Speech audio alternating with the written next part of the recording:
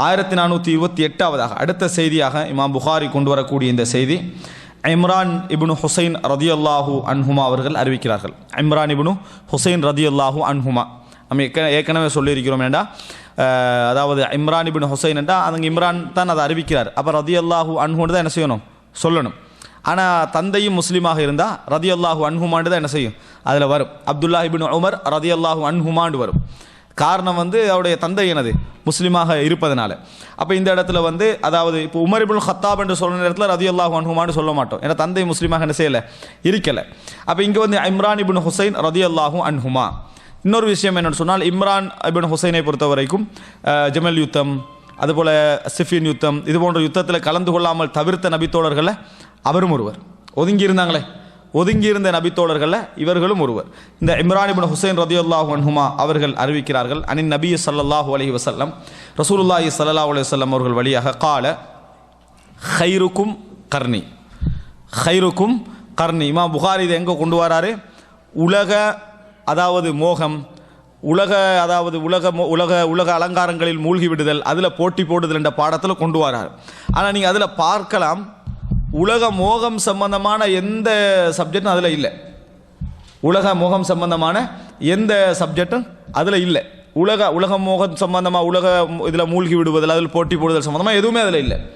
ஆனால் இமாம் புகாரி கொண்டு வரார். ஏன் தெரியுமா, உலக மோகம் இருந்தால், போட்டி போடுற இந்த தன்மை இருந்தால் என்ன விளைவுகள் வரும் என்று அந்த ஹதீஸ் என்ன செய்யுது, மறைமுகமாக சொல்லுது. நேரடியாக இதுதான் காரணம் என்று அதை சம்பந்தப்படுத்தி சொல்லலை. ஆனால் இதுதான் ஏற்படும் என்கின்ற காரணமால் என்ன செய்யுது, அதை என்ன செய்கிறார் இமாம் புகாரி அவர்கள் அதில் கொண்டு வரார். பாருங்க, ஹைருக்கும் கர்னி, ஹைருக்கும் கர்னி, உங்களில் சிறந்தவர்கள் கர்னி, எனது சமூகத்தினர். கர்னி என்பது நூற்றாண்டுக்கும் சொல்லுவாங்க, நூற்றாண்டுக்கும் சொல்லுவாங்க, ஒன்றுடைய ஆரம்பத்துக்கு சொல்லுவாங்க, கொம்புக்கு சொல்லுவாங்க, விளங்கிட்ட ஆரம்பம் கர்ன். அதே போல் சமூகத்துக்கு சொல்லுவாங்க, சமூகத்துக்கும் சொல்லுவாங்க. அப்போ ஹைருக்கும் கர்னி, சமுதாயங்களில் சிறந்தது, உங்களில் சிறந்தது இதுக்கு பின்னால் வரக்கூடியவர்கள் ஹைருக்கும் கர்னி, எனது சமூகம்தான், எனது சமூகம், நான் வாழக்கூடிய இந்த சமூகம். சும்மல்லதீன யலூனஹும், பின்னர் அவர்களை தொடர்ந்து வரக்கூடியவர்கள். சும்மல்லதீன யலூனஹும், பின்னர் அவர்களுக்கு தொடர்ந்து வரக்கூடியவர்கள். சும்மல்லதீன யலூனஹும், பின்னர் அவர்களை தொடர்ந்து வரக்கூடியவர்கள். அப்புறம் சொல்லாங்க இங்கே இம்ரான் இப்னு ஹுசைன் சும்மல்லதீன யலூனஹும், சும்மல்லதீன யலூனஹும் அப்படின்னு சொல்கிறாரு. சொல்லிட்டு சொல்கிறாரு, ஃபமா அத்ரி, கால இம்ரான் ஃபமா அத்ரி, எனக்கு தெரியாது. கால நபி ஸல்லல்லாஹு அலைஹி வஸல்லம் பஅத கௌலிஹி மர்ரதைனி அவு ஸலாஸன், இப்படி எனக்கு இதை தொடர்ந்து வரக்கூடிய சமூகம், இதை தொடர்ந்து வரக்கூடிய இப்படி 2 சமுதாயத்தை சொல்லி போட்டு இப்போ நான் சொல்ல போகிறத சொன்னாங்களா, 3 சமுதாயத்தை சொல்லி போட்டு இதை இப்போ சொல்ல போகிறத சொன்னாங்களான்னு எனக்கு ஞாபகம் இல்லை. ஆனால் ரசூல் ஸல்லல்லாஹு அலைஹி வஸல்லம் சொன்னார்கள், இதில் எந்த சமுதாயம், எனக்கு பின்னால் உள்ள சமுதாயம், இது 2 அது மட்டும்தான் சொன்னார்களா, அல்லது 3 இப்போ நான் சொன்ன மாதிரி 3 இதையும் சேர்த்து சொல்லிட்டு அதை சொன்னாங்களா என்பது எனக்கு தெரியாது, ஞாபகம் இல்லை அப்படின்னு அவர் சொல்கிறார். ஃபமா அத்ரி, எனக்கு தெரியாது சொல்லிட்டு சொல்கிறாரு. ரசூல் ஸல்லல்லாஹு அலைஹி வஸல்லம் என்ன சொன்னார்கள் என்ற பட்டியலை சொல்கிறார். அதுக்கு முன்னால் கர்னி, எனது சமூகம், எனது நூற்றாண்டு, இது எப்படி நம்ம மொழிபெயர்க்கிறோம்னா வளமையில் சிறந்த நூற்றாண்டு, எனது நூற்றாண்டு, இப்படியே நாங்கள் அந்த பேச்சில் பழகி இருக்கிறோம். ஆனால் இந்த நூற்றாண்டு என்று சொன்னாலும் சரி, சமூகம் என்று சொன்னாலும் சரி, எப்படி விளங்கணும் தெரியுமா, நம்ம எப்படி விளங்கிட்டோம்னு சொன்னால், சிறந்த நூற்றாண்டு ரசூலுல்லாஹ்வோட நூற்றாண்டு அப்படின்னு எடுத்துட்டோம்னா அதுக்கு பின்னால் என்ன 100 100 100 300 வருடம்னு எடுத்துக்கிறோம். ஆனால் 300வது வருடத்தில் வந்த விதத்துக்களும் குஃபுர்களும் சாதாரணமானதல்ல. அப்போ ரசூல் ஸல்லல்லாஹு அலைஹி வஸல்லம் அந்த நூற்றாண்டை பாராட்டி இருக்கவே இயலாது. அவ்வளோ விதத்தும் குஃபுர் பிரச்சனைகளும் இஸ்லாமிய சமுதாயத்தில் நுழைஞ்சுது. அதனால் இன்றையோட ஒப்பிடக்கிறது குறைவாக இருந்தாலும் ரசூல் ஸல்லல்லாஹு அலைஹி வஸல்லம் சிறந்தன்னு சொல்கிற அளவுக்கு சிறந்ததாக என்ன செய்யலை, இருக்கலை. அதனால் எப்பயும் கர்ன், நூற்றாண்டு, சமூகம் என்று விளங்கிக்கணும். எப்படி தெரியுமா, ஒரு சமுதாயம் இருக்கக்கூடிய அந்த சமுதாயத்தில் ஒரு 50 தாண்டுகிற நேரத்தில், அந்த சமுதாயத்துடைய காலப்பகுதி 50 தாண்டுகிற நேரத்தில் மற்ற சமுதாயம் அரைவாசி பகுதி என்ன செஞ்சு இளம் வயசுக்கு வந்துடும். அதாவது ஒரு சஹாபாக்கள் உதாரணமாக 100 வருஷம்னு வைங்க, உதாரணத்துக்கு 50 வருடத்தை நபித்தோழர்கள் அடைஞ்சிட்டாங்கடா, இது உதாரணத்துக்கு சரியா. நபித்தோழர்கள்ட மற்றவங்களோட தாபீன்கிட்ட வயசு 25 என்ன செஞ்சிடும், அடைஞ்சிடும். இவங்க 100 ஆகிட்டாங்கடா, அவங்க ஒரு 50 என்ன செஞ்சிருவாங்க, அடைஞ்சிருவாங்க. அப்போ ஒரு சமூகம் என்றது ஒரு 120 100க்குள்ள 2 சமூகம் என்ன செஞ்சிடும், முடிச்சிடும். 100 120க்குள்ள 2 சமூகத்துடைய காலப்பகுதி எண்டுக்கு வந்துடும். எனவே நூற்றாண்டு என்ற கணக்கில் என்ன செய்யக்கூடாது, நம்ம நினைக்கக்கூடாது. அப்படி எடுத்தால் அனஸ் ரலியல்லாஹு அன்ஹு அவர்கள், ஜாபிர் ரலியல்லாஹு அன்ஹு, இந்த மாதிரி ஒரு சில நபி தோழர்கள் தான் என்ன செஞ்சாங்க, அந்த டாக்கெட்டுக்கு போனாங்க. மற்றவங்கெல்லாம் என்னது 60 70 அதோட முடிஞ்சு இப்படி தான் இருந்தாங்க. அதனால் சமூகம் என்று எடுத்துக்கொண்டால் நூற்றாண்டு என்று மொழிபெயர்ப்பது பொருத்தம் இல்லை. எப்பொழுதும் எனது சமூகம், அதை தொடர்ந்து வரக்கூடிய சமூகம், அதை தொடர்ந்து வரக்கூடிய சமூகம். அன்றைய ரசூல் ஸல்லல்லாஹு அலைஹி காலத்தில் இந்த கர்ன் என்ற சொல் நூற்றாண்டு என்ற கணக்கில் யூஸ் பண்ணக்கூடிய அமைப்பில் இருக்கலை. எப்போ நூற்றாண்டு என்ற சிந்தனை அப்போ இருக்கலை. நல்லா ஞாபகம் வச்சுக்கல, இந்த நூற்றாண்டு சிந்தனைக்கு தானே அது இருக்கல. ஹதீத்தில் வருது, ஒரே ஒரு ஹதீத்தில் வருகிறது, ரசூல் ஸல்லல்லாஹு அலைஹி வஸல்லம் சொல்கிறாங்க, இன்றைக்கு உயிரோடு இருக்கின்றவர்கள் யாரும் ஒரு 100 வருடத்தில் என்ன செய்ய மாட்டாங்க, உயிரோடு இருக்க மாட்டாங்க. அதில் ரசூலாங்க கர்னை சொல்லலை, மியா 100 அப்படின்னு சொல்கிறாங்க. 100 என்ற ஆண்டுக்கு இந்த தசாப்தம் 10 வருடம் 100 இப்படி என்ற ஒரு சிறப்பம்சங்கள் அன்றைக்கு என்ன செய்யலை இருக்கல. அதனால் சமூகம் என்று தான் மொழிபெயர்க்க வேண்டும். 3 சமூகத்துடைய முடிவுகளும் ரசூல் ஸல்லல்லாஹு அலைஹி சமூகத்தையும் சேர்த்து 150 140க்குள்ளே என்ன செஞ்சுட்டு முடிஞ்சிச்சு. டோட்டல் 3 சமூகமும் ரசூல் ஸல்லல்லாஹு அலைஹி வஸல்லம் சொல்லக்கூடிய அந்த சிறந்த சமூகம் அவங்களுடைய ரசூலாங்கட மரணத்தோடு அவங்களோட காலத்துடைய கடைசி பகுதி, ரசூலாங்கட மரணத்தோட அவங்களோட காலத்துடைய ஆரம்ப பகுதி இல்லை. ஏன் ரசூல் ஸல்லல்லாஹு அலைஹி வஸல்லம் அவங்களில் உள்ளவர்கள் தான். அபூபக்கர், உமர், உஸ்மான், அலி ரலியல்லாஹு அன்ஹு இந்த சமூகத்தில் உள்ளவர். ரசூலாங்களே மௌத்தாகிறாங்கடா, நபித்தோழர்களும் மௌத்தாகிற காலப்பகுதி தான் அது. அப்போ ரசூல் ஸல்லல்லாஹு அலைஹி வஸல்லம் மௌத்தாகிறதும் நபித்தோழர்களுடைய மரணமும் ஒரே சமூகத்தை சேர்ந்தது. அப்போ அந்த சமுதாயம் இந்த ஹிஜ்ரி எத்தனை மரணிக்குது எல்லாம் எடுத்துக்கிட்டீங்கன்னா 10 20 30 இப்படி தான். அப்போ தாபீன்கள் வளர்ந்துட்டாங்க, தாபீன்கள் வளர்ந்துடுறாங்க. அப்போ தாபீன்கள் வந்து ஒரு குறிப்பிட்ட பகுதி ஒரு 50 60 தாபீன்களோட காலப்பகுதியை நீங்கள் வச்சிங்கன்னு சொன்னால் அங்கே தாபீன்களோட பகுதி என்ன செஞ்சிடும், அங்கே வளர்ந்து கண்டு வரும். இப்படியே ஒரு 120 140 150 கடைசியாக என்ன செய்யலாம், நம்ம வைக்கலாம். அதான் இஸ்லாமிய அறிஞர்களுடைய கருத்து. 3 சமூகம் என்று சொன்னார் ரசூலாங்க. 4வது சமுதாயத்தை சொன்னாங்களா இல்லையான்றது அதில் இல்லை. 3 சமூகங்கள் அப்படியே நம்ம சொன்னோம் என்று சொன்னால் இந்த 150க்குள்ளே அந்த சமுதாயத்தோட எல்லா விஷயங்களும் முடியுது. இந்த அடிப்படையில் எடுத்துக்கிட்டீங்கன்னா ரசூல் ஸல்லல்லாஹு அலைஹி வஸல்லம் சொல்கிறாங்க, அதாவது ஹிலாஃபத்து எல்லா யம்தி, அதாவது இது மா யஸாலு ஹாதா தீனு காயிமன் ஹத்தா யம்தி ஃபீஹி 12 கலீஃபா. ஏன் இந்த இஸ்லாமிய மார்க்கம் உறுதியாக இருந்து கொண்டே இருக்கும் 12 கலீஃபாக்கள் போகின்ற வரைக்கும். சஹீஹ் முஸ்லிமில் வரக்கூடிய செய்தி, லா யஸாலு ஹாதா தீனு காயிமன் ஹத்தா யம்தி ஃபீஹி 12 கலீஃபா. இதை வச்சு தான் இத்னா அஷரியா உருவாயிச்சு. ஏன்னா 12 இமாம்கள் அந்த கோட்பாடு. ஆனால் ரசூலுல்லாஹ் என்ன சொன்னாங்கன்னு அதில் இஸ்லாம் உறுதியாக இருந்து கொண்டிருக்கும் 12 கலீஃபாக்கள் போகின்ற வரைக்கும், அது தொடர்ச்சியாக உள்ள செய்தி. அது அப்போ 12 கலீஃபாக்கள் போகும் வரைக்கும் உமையாக்களுடைய கடைசி பகுதி. அதுவரைக்கும் கொள்கை பிரச்சனைகள் ஆட்சிக்கு என்ன செய்யலை, வரலை. ஆட்சியில் வந்து அநியாயங்கள் ஒன்றென்று இருந்தது, அநியாயமான அணுகுமுறைகள் அவைகள் இருந்தது. கொள்கை பிரச்சனைக்கு சப்போர்ட்டிங் என்ன செய்யலை, ஆட்சியில் இருக்கல. ஆனால் பிற்காலம் இருக்குதே, உள்ள விதத்தை ஆட்சி வரைக்கும் என்ன செஞ்சாங்க, உள்வாங்கினாங்க, ஆட்சி வரைக்கும் எடுத்தாங்க, அதை கொள்கையை மாற்றினாங்க. அடுத்தது இந்த இங்கே உமையாக்கள் என்பவர்கள் சஹாபாக்களோட போட்டி போட்டு சஹாபாக்களை வெட்டி ஆட்சிக்கு வரணும்னு என்ன செய்யலை, நினைக்கல. ஆனால் வந்து அப்பாசியர்கள் உமையாக்களை கொலை செய்கிறதுல என்ன செஞ்சாங்க, குறியாக இருந்தார்கள். வரலாற்று என்ன செய்கிறோம் பார்க்கிறோம். அதனால் இந்த இடத்துல நம்ம புரிந்து கொள்ள வேண்டியது, ரசூல் ஸல்லல்லாஹு அலைஹி வஸல்லம் சொன்ன இந்த 3 நூற்றாண்டு என்பது ஏதாவது 2ஆம் நூற்றாண்டை கூட முழுமையாக என்ன செய்யாது, உள்ளடக்காது. அடுத்தது முதல் நூற்றாண்டு 2ஆம் நூற்றாண்டு 3ஆம் நூற்றாண்டு அப்படின்ற எப்போ விளங்கணும்னா, உதாரணமாக அதாவது ஒரு அறிஞரை பற்றி சொல்கிறோம், இவர் 220ஆம் ஆண்டு மரணித்தார் அப்படின்னா அது 3ஆம் நூற்றாண்டு, அது 3ஆம் நூற்றாண்டு. ஆனால் 3ஆம் நூற்றாண்டுடைய ஆரம்பம், 3ஆம் நூற்றாண்டுடைய ஆரம்பம். நம்ம 3ஆம் நூற்றாண்டு என்று சொல்கிறது நம்ம வந்து அந்த இயற ஆரம்பித்ததுலேருந்து அந்த வருஷத்துக்குள்ளே தான் என்ன செய்வாங்க, அதை கணக்கெடுப்பார்கள் என்பதை நாங்கள் புரிந்து கொள்ள வேண்டும். அன்புள்ள சகோதரர்களே, இந்த அடிப்படையில் ஹைருக்கும் கர்ணி சும்மல்லது ஏன்னா ரசூல் ஸல்லல்லாஹு அலைஹி வஸல்லம் சிறப்புன்னு சொன்னதை நம்ம அப்ளை பண்ணி பார்க்கணும். எப்படி அந்த சமுதாயம் இருந்தது, அந்த சிறப்பு எப்படி என்பதை அப்ளை பண்ணி பார்த்தா தான் ரசூலுல்லாஹ்வோட வார்த்தைக்குரிய அது பொருத்தமான ஒரு விளக்கம் என்ன செய்யும். நம்ம தவறாக விளங்கிட்டு 3ஆம் நூற்றாண்டு வரைக்கும் இதை எடுத்தோம்னு சொன்னால் 3ஆம் நூற்றாண்டுக்குள்ளே கிட்டத்தட்ட எல்லா விதத்தும் வந்து முடிஞ்சிட்டு. இன்றைக்கு நம்ம சொல்லக்கூடிய விதத்தில் எல்லாமே என்னது வந்து முடிஞ்சிட்டு. அதனால் அப்படி நம்ம என்ன செய்யக்கூடாது, விளங்கிடக்கூடாது. ஹதீஸை சரியாக விளங்கணும். ரசூலுல்லாஹ் இதில் நூற்றாண்டு என்று சொல்வதை நூற்றாண்டு மொழிபெயர்த்தாலோ சமூகம் என்று மொழிபெயர்த்தாலோ அது சமூகத்துடைய அந்த கணக்கில் தான் என்ன செய்யணும், நம்ம அதை எடுக்க வேண்டும். எல்லாம் 150 வருடத்துக்குள்ள என்ன செய்கிறது, இந்த 3 சமூகங்களும் வந்து முடிந்து விட்டன என்பதை நாங்கள் புரிந்து கொள்ள வேண்டும். அன்புள்ள சகோதரர்களே, அதை எப்படி சொல்லலாம், மற்ற மாதிரி சொல்கிறேன்டா, சஹாபாக்கள், தாபியீன்கள், தபு தாபியீன்கள், விளங்கிட்டா, சஹாபாக்கள், தாபியீன்கள், தபு தாபி, அதை சொல்லிட்டா லேசு எங்களுக்கு. சஹாபாக்கள், தாபியீன்கள், தபு தாபியீன்கள் சொல்லிட்டா அந்த அம்சம் எங்களுக்கு ஓகே ஆயிடும். ஏன்னா நபித்தோழர்களை சந்தித்தவர்கள், சுலானை சந்தித்தவங்க நபித்தோழர்கள், நபித்தோழர்களை சந்தித்தவர்கள், அவர்களை சந்தித்தவர்கள். அப்போ இந்த இதுக்குள்ளே என்ன செஞ்சிடும் முடியுது. ரசூலுல்லாஹ் பாராட்டினது வந்து என்னது, தபு தாபீன்கள் வரைக்கும், தாபின்களை ஃபாலோ பண்ணுகின்றவர்கள் வரைக்கும் ரசூலுல்லாஹ் என்ன செஞ்சாங்க, பாராட்டினார்கள் என்பது அர்த்தம். இப்போ இதில் செய்தி ரசூலுல்லாஹ் அந்த சமுதாயத்துக்கு ஏன் சிறப்பு சொன்னாங்க என்று அதிலே வருது.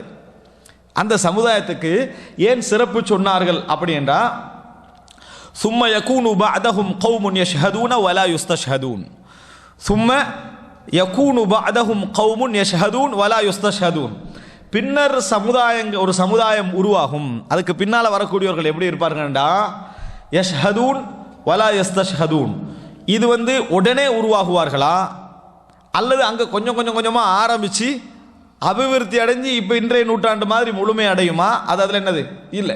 அதில் எப்படி வருதுன்னா, சும்ம யகூனு பஅதஹும் கௌமுன் யஷ்ஹதூன், பின்னர் ஒரு சமுதாயம் உருவாகும், யஷ்ஹதூன் சாட்சி சொல்வார்கள், வலா யுஸ்தஷ்ஹதூன் சாட்சிக்கு வாங்காண்டு யாரும் கூப்பிட்டிக்க மாட்டாங்க, சாட்சிக்கு வாங்காண்டு யாரும் கூப்பிட்டிக்க மாட்டாங்க. இன்றைக்கு நிறைய பேர் திருமணத்துக்கு சாட்சிக்கு பேர் எழுதிப்பாங்க. அவங்கள்ட்ட கேளுங்க எத்தனை சாட்சி நீங்கள் சொல்லிக்கிறீங்கன்னு தெரியாது. நிறைய திருமணத்துக்கு பாஞ்சு கொண்டு முன்னுக்கு போய் நான் சாட்சி என்றுவாங்க. ஆனால் எத்தனை திருமணத்துக்கு இவர் சாட்சி சொல்லிக்கிறாரு ஏது அதை பற்றி நம்மளுக்கு தெரியாது. ஆனால் திருமணம் இப்படி சாட்சி சொல்கிறவங்க இருக்கிறாங்க.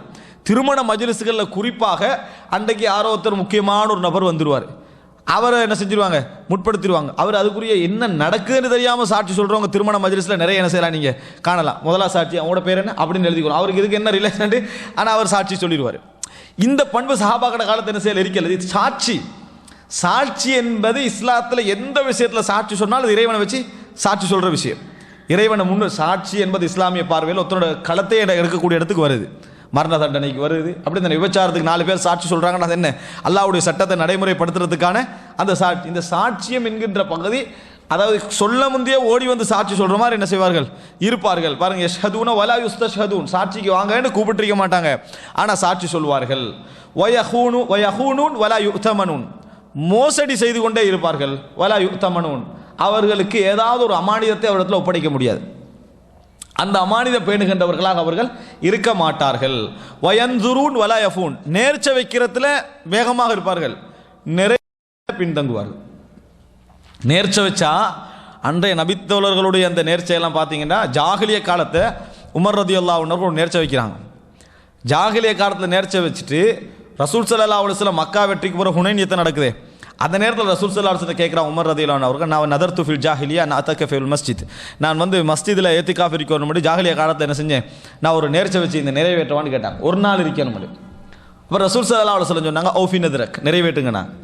பள்ளியில் போய் ஒரு நாள் ஏத்திகாஃப் இருக்கிறது, அதை போய் என்ன செஞ்சார், உமர் ரலியல்லாஹு அன்ஹு அவர்கள் ஒரு ஏத்திகாஃப் இருந்தார்கள்னு நாங்கள் புகாரி முஸ்லீமில் செய்தி என்ன செய்கிறோம் பார்க்குறோம். எப்போ வச்சது, அதாவது 14-15. நம்ம என்ன நினைப்போம் தெரியுமா, ஜாகிலிய காலத்தை வச்சு இங்கே ஒரு கணக்குக்கே என்ன செய்யாது வராதுன்னு விட்டுருவோம்.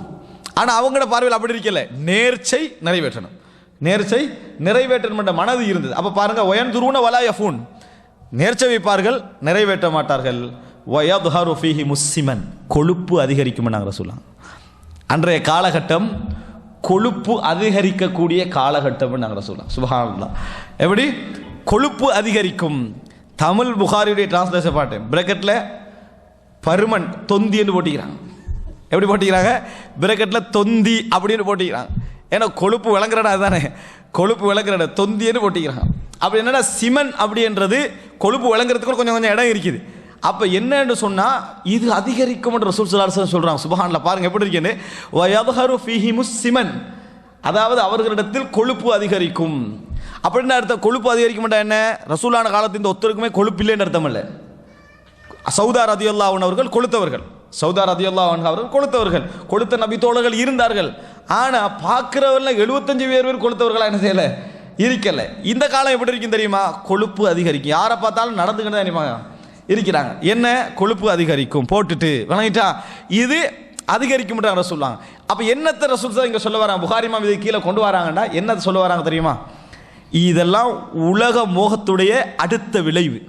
உலக மோகத்துடைய பொருளாதாரத்தில் விடுங்க, ஒரு சாப்பாட்டிலேருந்து எங்களுக்கு என்னது எழும்புறதுக்குரிய அளவுக்கான டேலண்ட் மனசில் என்னது இல்லை. பெரிய பொருளாதாரத்தை விட்டு கொடுப்பதெல்லாம் ஒரு பக்கம், ஒரு நல்ல டேஸ்டான ஒரு சாப்பாடு. ரசூல் ஸல்லல்லாஹு அலைஹி வஸல்லம் அவர்களுக்கு ஒரு சாப்பாடு வரும், ரசூல் ஸல்லல்லாஹு அலைஹி வஸல்லம் ஒரு குழம்பு வருது, ஒரு கால் பகுதி ரசூலாம் சாப்பிட்றாங்க. 2 3 4 விளங்கிட்டா, இதை ரசூல் ஸல்லல்லாஹு அலைஹி வஸல்லம் சாப்பிட்டு முடிஞ்சாச்சு. மறுபடியும் கேட்ட டைமில் அவ்வளோதான் அல்லாஹ்வின் தூதரே ஒரு ஆட்டுக்கு இருக்க மாட்டாங்க, சரியா? அதுக்கங்கெல்லாம் இல்லைன்ட்டாங்க. ரசூல் ஸல்லல்லாஹு அலைஹி வஸல்லம் நீங்கள் போயிருக்க இன்னொன்று கண்டிருப்பீங்கன்னு, நீங்கள் போயிருக்க இன்னொன்று கண்டிருப்பீங்கன்னு. அப்புறம் ரசூலாங்க நிறைய தின்னாங்களா இல்லையாங்க? நிறைய சாப்பிட்டாங்க. ஆனால் இது ஒரு வருஷத்துக்கு ஒரு முறை, 2 வருஷத்துக்கு ஒரு முறை. ஆனால் நம்ம ரசூலாங்க வளமையாக சாப்பிட்டது ஒரு வருஷத்துக்கு ஒரு முறை மாதிரி சாப்பிட்றோம். ரசூலாங்க வளமையாக என்ன செய்வாங்க? கொஞ்சம் தான் சாப்பிடுவாங்க. இது நம்ம வருஷத்துக்கு ஒரு முறை. அது சரியா? கூடுதலாக சாப்பிட்றதா நம்ம இன்றைக்கு நம்ம கொஞ்சம் கட்டுப்பாட்டுக்காக கொஞ்சம் சாப்பிட்டோன்னு வரலாற்றுக்காக சொல்கிறோமே தவிர நம்மகிட்ட அது என்னது இல்லை. அப்போ என்ன விஷயம் தெரியுமா? சுஃபியான சௌரி நினைக்கிறேன், அவர்கிட்ட கேட்குறாங்க ஜுஹுதண்டா என்ன, உலகப்பற்றின்மைண்டா என்ன? அப்போ அவர் விளங்கப்படுத்துறாரு. நீ சாப்பிட்டு கொண்டிருக்கிற நேரத்தில் உனக்கு தேவையான அளவுக்கு எடுத்துட்டாய். உடல் வந்து உடலுக்கு எவ்வளோ சக்தி இருக்கு அவ்வளோ எடுத்துட்டேன். ஆனால் அதுக்காக உனக்கு ஆவல் இருக்குது, அதில் வயிறுன நிரம்பலை ஆவல் இருக்குது. இந்த நேரத்தில் உன்னால் எழும்ப முடியுமெண்டா அதான் ஜுஹுதன்னா, அதான் உலகப்பற்றின்மை. அது வானாண்டு உனக்கு எழும்ப முடியுமெண்டா அதுதான் உலகப்பற்றின்மைன்னு சொன்னாங்க. நம்ம எழும்புவோம், சாப்பாடு பிரச்சனைக்கு நம்மளுக்கு சாப்பிட எல்லாம் இருக்கும். அந்த நிமிடத்துக்கு சாப்பாடு நல்லா இருக்கும், வயிற்றுக்கு சரி வராது. இது மாதிரி எலும்புமே தவிர டேஸ்டாக இருக்குது, சாப்பாடும் இருக்கின்றா, அப்படி நம்ம எலும்பினது குறைவு. அப்படி எலும்பியது குறைவு என்பதை நம்ம என்ன செய்யணும், புரிஞ்சுக்கிறோம். அன்புள்ள சகோதரர்களே, ரசூல் ஸல்லல்லாஹு அலைஹி வஸல்லம் சொல்கிறாங்க, இதை நபியர்கள் சொன்னார்கள். அதாவது ஒரு காஃபிராக இருக்கிற நேரத்தில் வந்து 7 குடலால் சாப்பிட்றாங்கன்னு சொல்லலாம். புகாரி முஸ்லீமில் வரக்கூடிய செய்தி என்னது? அதாவது 7 குடலால் முஸ்லீமாக இருக்கிற நேரத்தில் ஒரு குடலால் தான் என்ன செய்கிறாரு, அவர் சாப்பிட்றாருன்னாங்க. அப்படின்னா என்ன? அங்கே உள்ள அவனுடைய அந்த மனசில் உள்ள அந்த சிந்தனை போக்கு, அவனுடைய பதவிக்கேற்ப அவனுடைய ஆர்வம் அதில் கூட இருக்கும். ஒரு முஸ்லீமாக இருக்கிற நேரத்தில் அவன்கிட்ட அந்த ஆர்வம் என்ன செய்யும், குறைவு இருக்கும். அதுக்கேற்ற மாதிரி தான் என்ன செய்யும், எல்லாம் போகும் வரும் அப்படின்ற ரசூலுல்லாஹ் சொன்னாங்க. அப்போ இது நம்ம மக்களில் சாப்பாடு விஷயங்களில் நம்ம எல்லா விஷயத்திலையும் இப்படி ஒரு முகஸ்துதி என்ற லெவலுக்கு போகிறோம். இன்னொருத்தரை கவனிக்கிறது கூட சஹாபாட காலத்தில் எப்படி இருந்தது? யாரா 2 பேரை கூட்டிகிட்டு போங்கன்னா கூட்டிகிட்டு போங்கன்னுவாங்க, 3 பேரை கூட்டிகிட்டு போங்களா கூட்டிகிட்டு போங்கன்னுவாங்க. ஒருவரில் சாப்பாடு இருந்தால் 2 பேருக்கு போதும் அழைச்சிட்டு போங்கன்னு சொன்னாங்க. ஆனால் இன்றைக்கு அப்படி இல்லை, யாரையும் நம்ம விருந்துக்கு அழைச்சிட்டு போகிறோம் இல்லை. காரணம் விருந்தளிக்க கூடாதுன்றதில்லை, அவருக்கு இதை கொடுக்கிறதா, இருக்கிறத கொடுக்கிறோம் என்பதல்ல, அவருக்கு இதை கொடுப்பதா அப்படி என்பது.